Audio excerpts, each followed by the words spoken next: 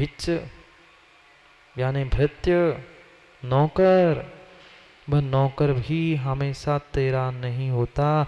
जितने जितने नौकर स्वयं की रक्षा के लिए लगा दिए गए थे, आप भारत में ही रहते हो ना सब लोग, आप लोग भारत में ही रहते हो ना, और थोड़ा बहुत भारत का इतिहास भी पता होगा। सनी पता है क्या? भारत का थोड़ा बहुत इतिहास भी आप सबको पता होगा। जो भारत में जिस बड़े बड़े नेताओं ने अपने आप की सुरक्षा के लिए नौकर रखे थे, समझ में आया क्या? अपनी सुरक्षा के लिए जो बॉडीगार्ड रखे गए थे, हत्या किसने की? हत्या किसने की? जो रक्षक था, भृत्य, उसने ही निपटा दिया। विचार करो, हम व्यर्थ में अहंकार में जी रहे हैं कि मैं ऐसा, मेरा मकान इतना बड़ा, मेरे पास इतने नौकर। भाई नौकर भी बचने वाले नहीं हैं। क्या नाम गिनाने की वकील साहब ज़रूरत है क्या? नहीं है। हमसे ज़्यादा आपको नाम पता होंगे कि किसके दिन कैसे थे, कौन कैसा था, कौन नौकर था और कौन आज सेठ बन के बैठे है। यही परम सत्य है और यही हमारा दुख का कारण है कि ये भ्रम हमारा टूट नहीं पा रहा है। यही भ्रम हमारा टूट नहीं पा रहा है कि मैंने नौकर रखे हैं, मैंने मकान बनाया है, मैं कर रहा हूँ। अरे भाई मैं करके मत इतराओ, मत इतराओ। मैं कहने वाला ये तेरी पर्याय, ये तेरा मुख भी रहने वाला नहीं है। सब सब नष्ट होने वाला है। भिच्चय संबंधिनो पिदिव्याणिचा। ये जितने जितने संबंधी है वे सभी संबंधी नष्ट होने वाले हैं। जो आया है वकील साहब उसे जाना है। बहुत सुंदर बात कार्तिकेय स्वामी कहते हैं, जम किंच भी उपन्नो तस्य विनाशेन हवधि नियमेण। जम किंची भी उपन्नो, समझने का प्रयास करो नहीं तो समझा ही दूंगा। जम किंची भी उपन्नो तस्य विनाशेन हवधि नियमेण। जो उत्पन्न होता है उसका विनाश नियम से होता है। वह उत्पन्न हुआ मतलब नष्ट होना है, नष्ट हुआ मतलब कहीं ना कहीं उत्पन्न होना है। ये भी उतना ही सत्य है। पर फिर भी रो रहा है ताऊ के लिए, चाचा के लिए, बेटे के लिए। भाई ये तो स्वाभाविक है पंडित जी, जो साथ रहते थे वे ही अलग होंगे। जो साथ रहते थे वे ही अलग होंगे और वे ही तुम्हें जलाने पहुंचेंगे। जिसके पीछे जल रहे हो, जिसके पीछे जल रहे हो, कौन जलाने पाया पहुंचेगा? कोई दूसरा नहीं, कोई दूसरा नहीं। जिसके पीछे तुम जल रहे हो, मर रहे हो, कर्मों से, धन से, पापों से जल रहे हो, वही तुम्हें जलाने के लिए पहुंचेगा। अन्य कोई भी पहुंचने वाला नहीं है। छोड़ दो माँ रोना, छोड़ दो व्यर्थ का रोना, छोड़ दो। कुछ भी शाश्वत नहीं है। ये पर्याय भी, पर्याय के संबंधी भी शाश्वत नहीं है। पर तुमने रो रो के जो कर्म इकट्ठे किए हैं वह अगली पर्याय तक अवश्य जाएंगे तुम्हें पेरने के लिए। इसलिए मत हुंकारो। कोई स्वजन नहीं है, कोई परजन नहीं है। स्वजन परजन में आज तक भेद करते रहे, अपना पराया करते रहे। पर अपना भी पराया है और पराया भी कभी अपना है। पढ़ो, आगम में पढ़ी भी होगी आपने, सुनी भी होगी 18 नाती की कथा। मात्र जीव दो और उनके 18 संबंध, 18 नाते हुए थे। माता पिता की अपेक्षा से अलग, सास ससुर की अपेक्षा से अलग, बेटा बेटी की अपेक्षा से अलग। व्यक्ति एक ही, वे दो ही आपस में पति पत्नी, उनके ही 18 संबंध, 18 नाते अलग अलग तरीके से। भूल जाता है व्यक्ति, बहुत बहुत जल्दी भूल जाता है कि मैं कहाँ कहाँ से क्या क्या स्थानों को प्राप्त करके यहाँ आया हूँ। समझो, न भवन बचने वाला है, न मकान बचने वाला है, ना जहाज, ना वाहन, ना कोई सगा संबंधी। जो देव है वे देव भी अपनी अमर पर्याय को अमर नहीं कर पाए। आप क्या अमर कर पाओगे? क्या अमर नाम वालों की मृत्यु नहीं होती क्या? अमर नाम वाले की मृत्यु नहीं होती क्या? ये तो मात्र नाम निक्षेप से अमर है। कहाँ है अमर डॉक्टर? अमर थे ना, अमर थे ना, वे नाम ही के थे। कोई भी अमर नहीं है। तीर्थंकर जैसे तीर्थंकर भगवंत भी, उनकी भी मृत्यु हो गई, फिर हमारी भी मृत्यु होगी। हम दुखी क्यों होते हैं? ये सबसे बड़ा निर्णय करके हमें उठना होगा कि जन्म लिया है तो मृत्यु होगी, मेरी होगी और मेरे साथ रहने वाले प्रत्येक जीव की होगी। तब हम दुखी नहीं हो पाएंगे। और ये भी निर्णय करना होगा, जैसा जिसका जैसा जहाँ का नियोग होगा, वैसा उसका वहाँ पर वही जाकर ही मरण होगा। क्या ये दृष्टांत आपने अखबारों में नहीं पढ़े क्या? टीवी आदि में नहीं देखा क्या? बढ़िया घर में सब कुछ व्यवस्थित था, पर घर छोड़ के जाके ट्रेन में बैठ गए और ट्रेन का जाके एक्सीडेंट हो गया। और जिसको बचना होता है, टिकट तो आगे की थी पर कुछ फोन आ गया, पहले स्टेशन पे उतर गया, अगले स्टेशन पे जाते जाते ट्रेन का एक्सीडेंट हो गया, पूरी ट्रेन के चले गए। जम जस जम्हि देसे जेण विहाणेन जम्हि कालमी णाणम जिणेद जिणेदम जम्मम वा अह्यम मरणम वा।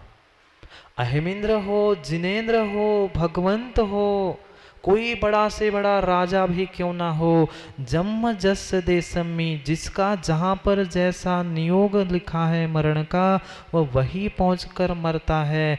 कोई दूसरा उसके निमित्त बने नहीं बने, उसका जैसा नियोग है जम्मी काल में, जिस काल में, जिस स्थान पर, जिस प्रकार से, उसका वैसा ही होना है।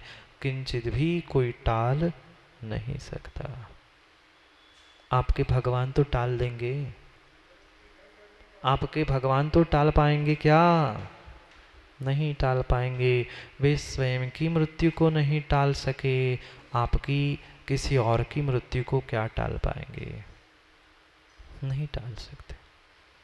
चाहे कितना ही सुंदर वास्तुशास्त्र से वास्तु बना लो, चाहे हाथ में कछुआ और कितने कितने प्रकार की आज सामग्री आ गई, इस कोने में ये रख दो, उस कोने में वो रख दो, इधर ये फोटो लगा लो, ऐसी कर लो, सब कुछ कर सकते हो, पर किसी की मृत्यु को नहीं रोक सकते।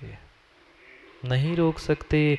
जो बना हुआ कछुआ, बनाई हुई वास्तु, वो ही स्वयं नष्ट हो रही है। वास्तु सलाह करने वाले बचे क्या? वास्तु सलाहकार भी नहीं बच रहे हैं, घर बनाने वाले नहीं बच रहे हैं, हम कहाँ से बचेंगे? जम किंचि विपन्नो तस्य विनाशेन हवदि नियमेन। जो जो इस ब्रह्मांड में उत्पन्न हुआ है, उस सब का नियम से विनाश होना है। यही एक त्रैकालिक सत्य है। और जो जीव इसे समझेगा वही वास्तव में सुखी हो सकता है, अन्यथा दुख तो बने ही बने हैं। जाओ, समय हो गया है। घर नहीं जाने? वकील साहब कोर्ट में याद कर रहे होंगे क्लाइंट, वह चेयर जिस पे बैठते थे वैसी ही है, जो कमरा शुरू में था वैसा ही है, आप जैसे थे वैसे बचे क्या? दूसरों की छोड़ दो, हम नहीं बचे। हमारे परिणाम सुबह से लेकर शाम तक कैसे हो जाते हैं, हमारी पर्याय सुबह से लेकर शाम तक कैसी हो जाती है, फिर तो हमारे साथ वालों का क्या भरोसा? न वस्तु का, न व्यक्ति का, न पल का, न निहाल चंद जी कल का। फिर भी बेचारे कल कल करके पता नहीं कहाँ समय कमा रहे हैं। बस माइक से ही आप कहते रहे ना कि ऐसा करो तो ऐसा होगा, ऐसा नहीं करना चाहिए, करो तो कुछ, समझो तो कुछ। ये तभी समझ में आएगा जब कुछ बातें भीतर उतर पाएगी। कोई शाश्वत नहीं। तीसरे श्लोक में कुंद कुंद स्वामी कह रहे हैं, श्रेष्ठ से श्रेष्ठ, सुंदर से सुंदर महल हो, जहाज हो, शय्यासन हो, माता पिता देव मनुष्य राजा, किसी की पर्याय, भृत्य की भी पर्याय नहीं बची, राजा की नहीं बची। जितने संबंधी, पितुया, पितृत्व, ताऊ, चाचा, काका, मामा, भतीजा, कोई भी बचने वाला नहीं है। अनिच्छा, सभी अनित्य है, नष्ट होने वाला है, क्षणभंगुर है, कुछ क्षणिक मात्र संबंध है, बाकी सब नष्ट होने वाला। जाओ, समय हो गया, समय भी नष्ट हो गया ना, देखते देखते 1 घंटा भी होने को है। करेंगे अगले श्लोक पर कुंद कुंद स्वामी के विषय में चर्चा। कितनी एक एक विशेष विशेष शब्दों के द्वारा कुंद कुंद स्वामी समझा रहे कि हाँ, अनित्य है, मात्र एक ही तो पंक्ति में काम हो जाता। संसार में जितनी वस्तु है, व्यक्ति है, अनित्य है नहीं, पर विस्तार से एक एक विषय में समझा रहे हैं कि कोई भी भूल से भूल ना करे। जाओ, कहाँ जाओगे निहाल चंद जी? कहाँ जाओगे? जहाँ जाओगे वो भी मिटने ही वाला है। जहाँ जाओगे ना वह भी मिटने ही वाला है। मिटने के लिए बना रहे हो, अरे बनने के लिए मिट जाओ तो तुम भगवान बन जाओगे, पर मिटने के लिए, बनाने के लिए मिट जाओगे तो कभी भगवान नहीं बन सकते। समझ में आया? हम बनाने के लिए आज तक मिटते रहे, पर मिटने के लिए कुछ बन जाओ, कर्मों को मिटाने के लिए लग जाओ तो नियम से भगवान बनेंगे। घर मकान दुकान ये सब बनाने के पीछे पूरी आयु मिट गई, पर फिर भी भीतर के कर्म मिट नहीं पाए। जाओ वकील साहब, बेटा है, बच्चा है, संभालेगा, ये भ्रम निकाल देना। कोई किसी का नहीं होता, समय आने पर कोई किसी का साथ नहीं देता, मरना सबको एक दिन। करेंगे और भी चर्चा बहुत सारी। समय पूर्ण हुआ, कल समय पर समय की बात करने के लिए समय पे मिलते, क्योंकि समय पे किया गया काम समय को दिलाता है। बोली भगवान महावीर स्वामी की। वर्धमान स्वामी के शासन में हमसे विराजते और उनकी यह पावन पीयूष देशना हम सभी के लिए परम उपकारी।